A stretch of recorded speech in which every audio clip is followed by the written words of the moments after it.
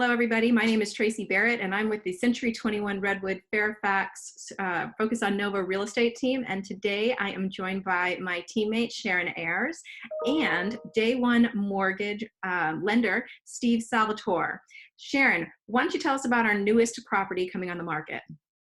We have a home coming on in Oakton at $1,399,000. It's 5 bedrooms, 4.5 bathrooms. It's on 0.84 acres. Gorgeous, flat, fenced-in backyard, landscaped. The kitchen itself has a huge island, 4-seater with a sub-zero refrigerator, a walk-in pantry, great room, fireplace, dual staircases, 4 bedrooms upstairs, hardwood floors on main and upper level. One of the bedrooms upstairs has its own bath and a walk-in closet as well. The master has a sitting room, a bath with 2 vanities, 2 walk-in closets, jacuzzi tub, separate shower, and the lower level has an au pair suite with a wet bar, a refrigerator, mini refrigerator, full bath, game room, family room, theater room, gym, a storage area, and all of this opens up as well to the backyard. It has a 3-car garage, and we're so super excited about it. It's just a gorgeous home. So having this home come on the market, and given everything that's happened with the COVID-19 situation and just the economic impact of that, there's been a whole bunch of lending things that have happened on the back end that are definitely affecting the high end of the market. So what we've done is we've asked Steve Salvatore with Day One Mortgage to join us today to discuss these implications for the jumbo loans that are out there, what this means, and what folks in these price points need to be looking for as they go forward. So Steve, tell us about ourselves and bring us forward, and I'll advance your slides when you're ready for it. Okay, thanks. I'm Steve Salvatore with Day One Mortgage, and the COVID-19's impact on jumbo lending has been pretty pronounced. The financial markets had some serious shifts in the last few weeks, and one of the biggest places that's had an impact has been jumbo lending. So what does more restrictive jumbo lending look like? First off, there's just simply less lenders that are lending in that market. One of the first things that happen is that some of the lenders that were in that in the larger loan, anything over 765, 600 is considered to be jumbo. So beyond that amount, a lot of lenders simply got out of that market. The second thing that happens is there's less loan options available. We used to be able to do 10% down and things like that. And much of that has shrunk. There's just a lot less. So some of the pieces on the restrictive side of this are higher credit scores.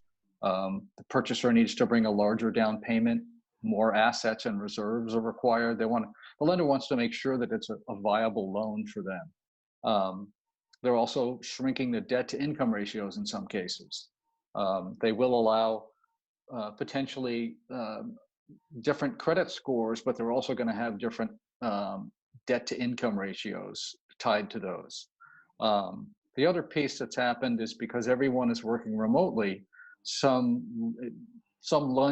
banks and lenders, credit unions and larger banks especially, aren't really equipped to work remotely. So that has caused them to take a longer period of time to close these loans. Plus, on the jumbo side, the underwriters are taking a harder look at everything. So things are taking longer to get from purchase contract to settlement.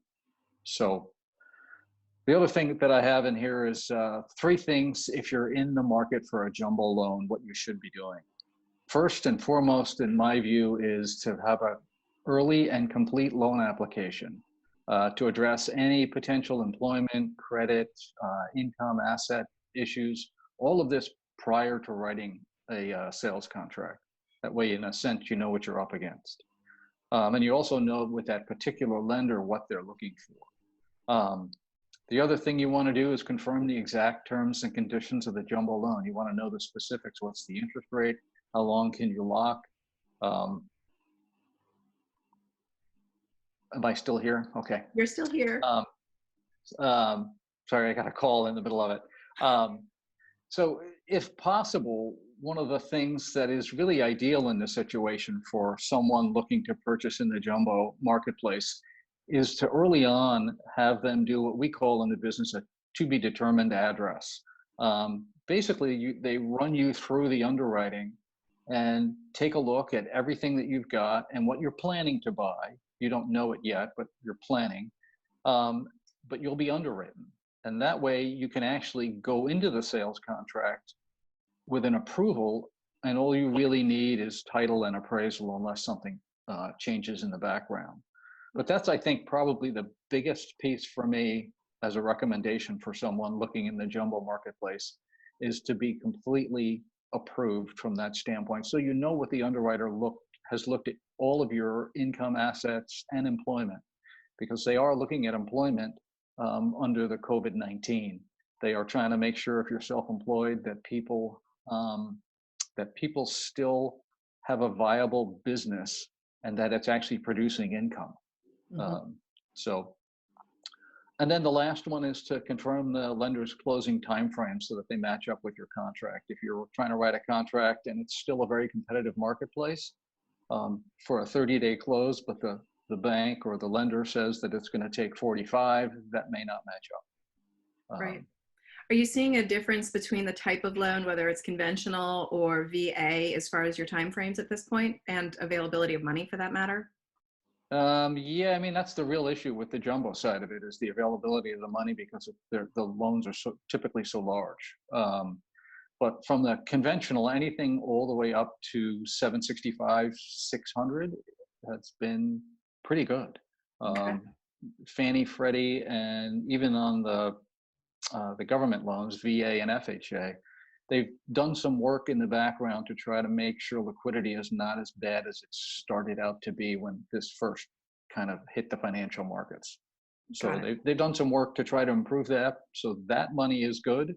And we are even seeing on the secondary market, first and second mortgages to try to bridge the gap for those people who may not have the perfect credit score and may not have the right debt to income ratio for those loans. So you're able to kind of make it work for folks that may not be the perfect candidate for a regular loan. Yeah, we're starting to see more of those options become available, and we're actually working on a few as we speak in the background right now to try to they're usually a large second mortgage, so that you may be able to put 20% down and still get a $300,000 second and then a $765,000 first. So it gives you more flexibility because Fannie and Freddie guidelines on that Got it. Understand. conventional high balance. Well, I can't thank you enough for coming out today and helping us go through this. This is your information. We're always thrilled to refer out to you and use you as a resource for our clients. I know that you did a slam dunk for Sharon that actually is going to be closing real soon, right? Over on Plum. Yeah. Yeah. So well done. Congratulations. Thanks. Folks, this is our top 3 takeaway, and we were taking a look at jumbo loans. If you have any questions, feel free to reach out to Steve directly with the logistics behind that. If you have real estate questions, feel free to reach out to the Focus on Nova team. Sharon and I join you today, and keep a lookout for that fantastic property on Silkwood Court that will be coming to the MLS tomorrow. Thanks so much and have a fantastic day.